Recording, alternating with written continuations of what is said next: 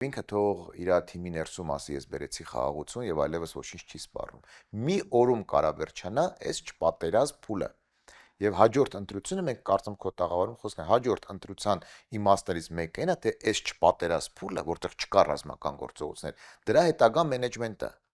Եթե դու անես հիմար մենեջմենտ, դու ունենալու ես պատերազմ եւ պարտություն։ Եթե դու անես հիմար ագրեսիվ մենեջմենտ, ունենալու ես դա։ Եթե դու անես այն ինչ որ քեզնից պահանջում են, դու դառնալու ես Ադրբեջանի մաս։ Խելոք մենեջմենտը, այնա որ չպատերազմ վիճակը ճիշտ կառավարի եւ բերի իսկապես սահմանների դեէսկալացիային եւ հաշվի առնելով համաշխարհային իրականությունը, ռեգիոնալ իրականությունը, ճանապարհներ, այո, պիտի բացվեն, որ ճանապարհները, քո շահը որն է եւ այլ եւ այլ եւ այլն։ Հիմա այդ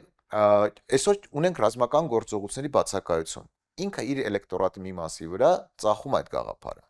Այստեղ շատ կարևոր է, որ հավաքական ընդդիմությունը կամ առաջատար միավորները ճիշտ ֆիքսեն, որտեղ ժողովրդին ասել չէ, սա խաղաղություն չի դժվար է։ Պետք է ճիշտ բացատրես, այո, մենք ունենք չպատերազմ վիճակ, որը ոչ միայն մեր շնորհիվ է, այլև ռեգիոնում այս վիճակն է։ Չկա պատերազմը այսօր ուրիշ տեղ է։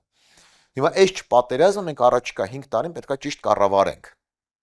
Ինքը զենք աբերում, ինքը շատ լավ գիտի, որ ամեն օր այս վիճակը կարա փոխվի։